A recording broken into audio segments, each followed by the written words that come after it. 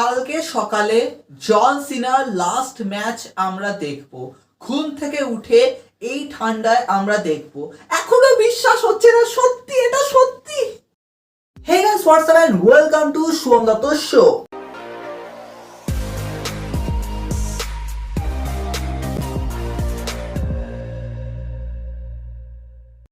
So guys, কালকে সত্যি সকালে কি হতে চলেছে, হ্যাঁ আমরা লাস্ট টাইমের জন্য ডিসকাশন করবো, কারণ এরপরে যে কি হবে সত্যি কিছু বোঝা যাচ্ছে না, সোশ্যাল মিডিয়ায় যা চলছে। তবে হ্যাঁ, আমি একটা জিনিসকে নিয়ে একটুখানি কথা বলতে চাই, কারণ আজকে সকালবেলা যেটা হয়েছে কলকাতাতে, এখানে ডেফিনেটলি মেসি এসেছিল। আর সত্যি কত ফ্যান্সরা অপেক্ষায় ছিল তার জন্য, আর দেখতে চেয়েছিল, কত কত টাকার টিকিট কেটেছিল, কিন্তু তারা দেখতে পায়নি। তারা বুঝতেও পারছে না ওটা আদৌ মেসি কিনা। আর তারপরে যা হয়, ফ্যান্সটা খেপে যায়। সত্যি বলতে গেলে আমি যখন এই নিউজটা দেখছি, আমার মনে হলো এটা শুধুমাত্র মিস ম্যানেজমেন্ট বলে নয়, এটা তো সব জায়গায় হয়। সেটা তোমরা চাকরিতে দেখো, সব জায়গায় পলিটিক্যাল সোর্স লাগিয়ে কিছু জন ওখানে চলে গেছে, মেসিকে সামনে থেকে দেখেছে, কিন্তু যারা এত এত টাকার টিকিট কেটেছে তারা বুঝতেই পারছে না কোনটা মেসি এরকম, কারণ মেসির চারপাশে এতজন রয়েছে, কিছু বলার নেই। তবে এটাই বাস্তব।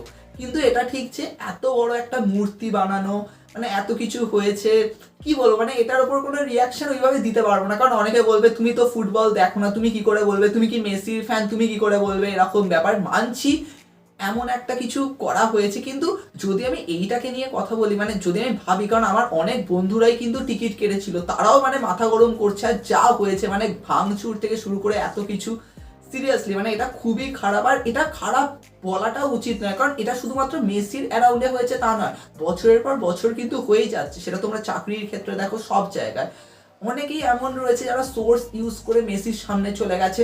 তোমরা ভাবো না, এত লোকজন, তোমরা বলবে হয়তো সিকিউরিটি, ভাই সিকিউরিটি যদি হয় তাহলে এতজন যে ভাই ওখানে যারা বসে রয়েছে তারা বুঝতেই পারছে না কোনটা মেসি, মেসি হাঁটছে, বুঝতেই পারছে না, এরকম ব্যাপার। অনেকে বলছে আমরা কি দেখলাম, আমরা কিছু দেখতেই পেলাম না। যে হাইপটা ছিল, এত টাকার টিকিট কাটা, সত্যি দেখো আমি তো যাইনি তাই জন্য আমি ওইভাবে বলতে পারবো না, কিন্তু যারা গেছে তাদের যে কি গেছে কিছু বলার নেই। তবে হ্যাঁ, আমি যাকে নিয়ে কথা বলার, এবার যদি আমি সেখানে আসি, অবভিয়াসলি জন সিনাও, তোমরা বলবে হায়দ্রাবাদে তো এসেছিল, সেখানে অনেক কিছু হয়েছিল, সেই টি শার্ট নিয়ে টানাটানি। সেথ রলিন্স আবার বলছে ভাই এখানকার ফ্যান্সটা নেক্সট লেভেলের, যা ক্রাউড ছিল। হ্যাঁ, সেথ রলিন্স অ্যাপ্রিসিয়েটও করেছে। সেথ রলিন্স বলছে এখানকার ফ্যান বেস টু মাচ, এরকম ব্যাপার। হ্যাঁ, সত্যি ইন্ডিয়ান ফ্যান্সরা তো ভয়ানক, সত্যি ভয়ানক, সেটা তো মানতেই হবে। কেউ আটকাতে পারবে না, যদি মাথা গরম হয় কেউ আটকাতে পারবে না, আর কি বলবো। কিন্তু হ্যাঁ, এবার যদি আমরা চলে আসি, কালকে হবে জন সিনার লাস্ট ম্যাচ। অলরেডি যা হাইপ বিল্ড হয়েছে, 19,000-এরও বেশি টিকিট সেল হয়েছে, নেক্সট লেভেলে।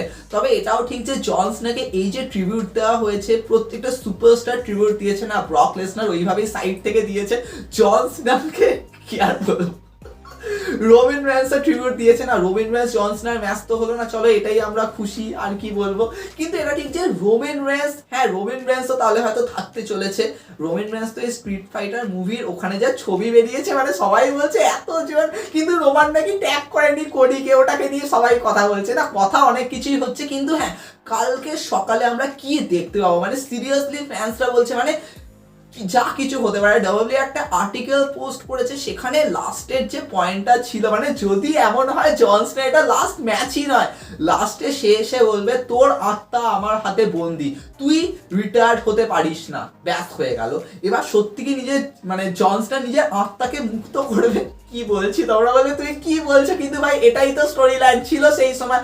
রক এসে বলেছিল কোডিকে আমার তোর আত্মা চাই, আর কিছু বলা নেই। তবে এটা ঠিক যে কি হবে, সিরিয়াসলি আমি ভাবছি কালকে সকালে দেখো এতগুলো ম্যাচ। হ্যাঁ, প্রথমে তো এটাই বলবো যে এই ম্যাচটা মেন ইভেন্ট করবে জন সিনা। এটা প্যাট ম্যাকাফির শোতে উনি বলেছেন যে এই ম্যাচটাই মেন ইভেন্ট করবে। আর কি বলবো, জন সিনা প্যাট ম্যাকাফির শোতে আর কি বলতে পারে, অলরেডি এত কিছু বলেছে, আর হিল টার্ন বেকার, এই বেকার ওই বেকার, এই বেকার ওই বেকার নয়, জাস্ট বলেছে, ঠিক আছে।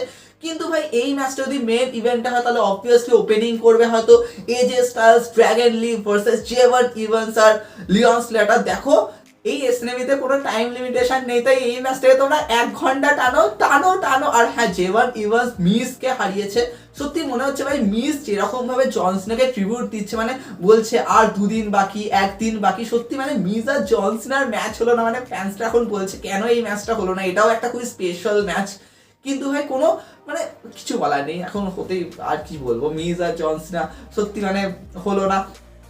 বাট ঠিক আছে, জেভান ইভান্স একটা সুযোগ পেয়েছে, আর এই যে ম্যাচটা মানে এটা তো নেক্সট লেভেলের, মানে দেখার বিষয়। মানে এজে স্টাইলস হ্যাঁ মাথায় আসলো হঠাৎ করে, নেক্সট ইয়ার ভাই কি হবে, এবছর তো জন সিনার দি এন্ড হচ্ছে, next year back to back Brock Lesnar retirement. মানে এজে স্টাইলস তো অলরেডি বলে দিয়েছে ক্রিস জেরিকো যদি সাইন করে, মানে বুঝতেই পারছি ভাই ক্রিস জেরিকো সাইন তো করবে করবে অবভিয়াসলি। তো ক্রিস জেরিকোরও রিটায়ারমেন্ট মানে না, এবার তোমরা বলবে এজে স্টাইলসের রিটায়ারমেন্টটা চলো ঠিক আছে, ব্রক লেসনারের রিটায়ারমেন্ট কিরকম হবে, দেখো এটাকে নিয়ে আমরা আলাদা ডিসকাশন করবো। এখন আমরা জন সিনার উপর ফোকাস করি, ক্রিস জেরিকোর উপরও আমরা পরে আসবো। কিন্তু ডেফিনেটলি এই ম্যাচটা ব্যাঙ্গার হবে, এই ট্যাগ টিম ম্যাচ। তারপরে সোল রুকার বেলির ম্যাচ হবে, ওটাও নেক্সট লেভেলের। কোডি রোডস আর ওভা ফেমির ম্যাচ, ভাই ওভা ফেমির যা অর্ডার, মানে ওভা ফেমি জাস্ট এইটুকুনি বলেছে আমার সময় এখন, আমি ভবিষ্যৎ। কোডির সামনে কোডি টাইটেল তুললো, ওভা ফেমি যখন টাইটেলটা তুললো, মানে ওই অ্যাকুরেশন, মানে আমি লাস্ট টাইম কারিয়ান ক্রসের মধ্যে দেখেছিলাম ভাই, কারিয়ান ক্রস যখন টাইটেল ক্যাপচার করেছিল এনএক্সটি টাইটেল, তখন একটা আলাদাই অ্যাটেনশন ছিল, ওই রকম অ্যাটেনশন যেন ফিল করলাম ওভা ফেমিকে দেখে। আর কোডি ভাই ডাব্লিউডাব্লিউই চ্যাম্পিয়ন, মানে ফিলই আসছে না এরকম ভাই ওভা ফেমির সামনে এরকম। মানে তোমরা যদি ওভা ফেমির সামনে ব্রক লেসনারকে দাঁড় করাও তবে মনে হয় ভাই হ্যাঁ পুরো রেশারেশি হচ্ছে এরকম, তবে হ্যাঁ কোডিকে জিততে হবে, সম্মান রক্ষা করতে হবে এরকম ব্যাপার। তো কোডি এখানে জিতবে, কিন্তু মেন ইভেন্ট জন সিনা ভার্সেস গুন্থার, আর কেন জানি মনে হচ্ছে পুরো ইভেন্টের মানে শুরু থেকে শেষ অবধি হয়তো জন সিনার অনেকগুলো মানে ব্যাকস্টেজ সেগমেন্ট থাকবে, হয়তো ডিফারেন্ট সুপারস্টারের সামনে ফেস আপ করা, এরকম কোনো ড্রামা হতে পারে। কিন্তু ভাই মেন ইভেন্টে হয়তো প্রত্যেক মানে এত সুপারস্টাররা দাঁড়িয়ে থাকবে, বসে থাকবে এরকম। রেইন ডিওরন তো ভাই সৌদি আরবিয়াতে চলে গেছে, লিভ মর্গানে চলে গেছে, হ্যাঁ রেইন ডিওরন বলছে রয়্যাল রাম্বলে আমি আসবো, আমাকে ভুলে যেও না আমি আসবো, তার আগে স্ম্যাকডাউনে আসবো। ভাই আপনি কোথায়, আপনার বেস্ট ফ্রেন্ড বেস্ট রাইভাল, তার শেষ ম্যাচ আপনি ওখানে, ঠিক আছে চলো ওখানে উনি আছেন, আর কি বলবো, ওখানে কাউকে তো যেতে হয়, মানে লিভ মর্গান যা করছে, ও মসও রয়েছে ওখানে, যাই হোক টিফিনিও রয়েছে। তো সেক্ষেত্রে আমার মনে হয় হ্যাঁ রেইন ডিওরনও গেছে, বড় স্টারের দরকার ছিল, তো রেইন ডিওরন নেই, কিন্তু সিএম পাঙ্ক থাকবে, রোমেন রেন্সও কি থাকবে এখানে, সেথ রলিন্স তো বলে দিয়েছে আমি থাকবো, মানে আমি ম্যাচ পাইনি তো কি হয়েছে আমি তাও থাকবো এরকম, কারণ এটাই বড় পাওয়া আমার কাছে। তো অনেক সুপারস্টারও থাকবে, লেজেন্ডসরা থাকবে, অনেকে বলছে হয়তো অ্যাডাম কোপল্যান্ডের হয়তো কোনো একটা ভিডিও প্যাকেজ দেখাতে পারে। দেখো ভিন্স ম্যাকম্যান থাকলে তাও এটা হতো, কারণ সেই সময় মনে হচ্ছে ক্রিস জেরিকো, বিগ শো, তাদের ভিডিও দেখানো হয়েছিল সেই যখন জন সিনাকে সেলিব্রেট করা হচ্ছিল 20 ইয়ার্স, তো তখন হয়েছিল।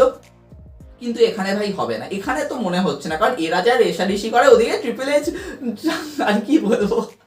কিন্তু হ্যাঁ এটা ঠিক যে ভাই জন সিনার এই লাস্ট ম্যাচ, মানে সবাই বলছে ভাই এই ম্যাচটা হয়ে যাবে, তারপরে কি হবে, তারপরে কি হবে সেটা হচ্ছে আসল ব্যাপার। আর দেখো আমার তো মানে বোল্ড এক্সপেকটেশন, কারণ এখানে শেষ হবে না ভাই, জন সিনা হয়তো গুন্থারের কাছে হেরে গেল। এখন দেখো এই হারটাই না কতটা ভয়ানক হবে, কারণ গুন্থার যদি সত্যি জন সিনাকে ট্যাপ আউট করায়, জন সিনা যদি সত্যি গিভ আপ করে, তাহলে সেটাও কিন্তু খুবই ভয়ানক। কিন্তু মানে দেখো গুন্থারের যেরকম ক্যারেক্টার, তিনি যেরকম ভাবে সবাইকে সাবমিট করান, আইদার জন সিনা পুরো সেন্সলেস হয়ে যাবে, সেটা যদিও আজব লাগতে পারে, কারণ জন সিনা ক্যারেক্টারের সাথে তো এটাকেই ফিট করাবে যে হ্যাঁ উনি গিভ আপ করলেন, সেখান দিয়েই তার কেরিয়ার শেষ হলো। কিন্তু যদি সেটা না হয় তাহলে ভাই ভয়ানক দিকে, মানে জন সিনা জিততে পারবে এটা তো মানে ভাবাই যাচ্ছে না, গুন্থার কিভাবে হারাবে, সেম তোমরা বলবে সেন্সলেস হয়ে যাবে এরকম একটা ব্যাপার। কিন্তু আমার জানি মনে হচ্ছে এন্ডে হয়তো সত্যি ট্যাপ আউট করবে, আর এখান দিয়ে গুন্থার জিতে গেল, জন সিনা তার হাতটা তুলবে, তারপরে সব সুপারস্টাররা আসবে, কোডি রোডস আসবে, হাক করবে, সবাই হাক করবে, সবাই কাঁদবে, এবার তারপরে ব্যাক টু ব্যাক ধামাকা, যদি ডাব্লিউডাব্লিউই সত্যি বড় বড় সারপ্রাইজ প্ল্যান করে। আর হ্যাঁ আমার মনে হচ্ছে প্রত্যেক সুপারস্টারই হয়তো কিছু না কিছু ট্রিবিউট তো দেবে ডেফিনেটলি, কিন্তু হ্যাঁ ব্যাক টু ব্যাক ধামাকা কি সত্যি হবে, দেখো হতেই পারে হয়তো ক্রিস জেরিকোর অ্যাপিয়ারেন্স হয়তো এই এসএনএমিতেই হলো, কিন্তু হ্যাঁ আমার মনে হচ্ছে ক্রিস জেরিকো হয়তো ওই প্রথম রতে আসবে, সিএম পাঙ্ক আর ব্রন ব্রেকারের ম্যাচের অ্যারাউন্ডে, সেটা চান্স বেশি রয়েছে। তবে হ্যাঁ আমরা কি এক্সপেক্ট করতে পারি মানে সব থেকে বড় ড্রামা, মানে হ্যাঁ তোমরা বলে ভিন্স ম্যাকম্যানকে নিয়ে তো তুমি কোনো কথা বলছো না, ভাই ভিন্স ম্যাকম্যান থাকলেও তার উপর ফোকাস পড়বেই না, এরকম একটা ব্যাপার হয়ে যাবে।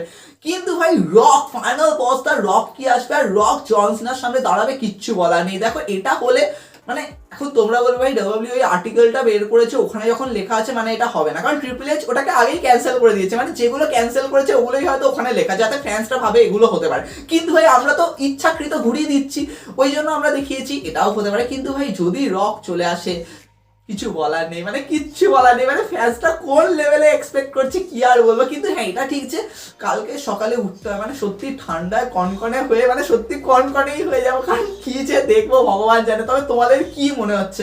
তোমরা বলবে তুমি ঘুমিয়ে পড়ো, তুমি ঘুমিয়ে পড়ো, সকালে ওঠো না, আমি তো আর কোথাও গেলাম না, বাড়িতেই দেখবো, আর কিছু বলার নেই না। তোমরা আবার কি ভাবছো আর কি বলবো, আর সত্যি কিছু বলার নেই।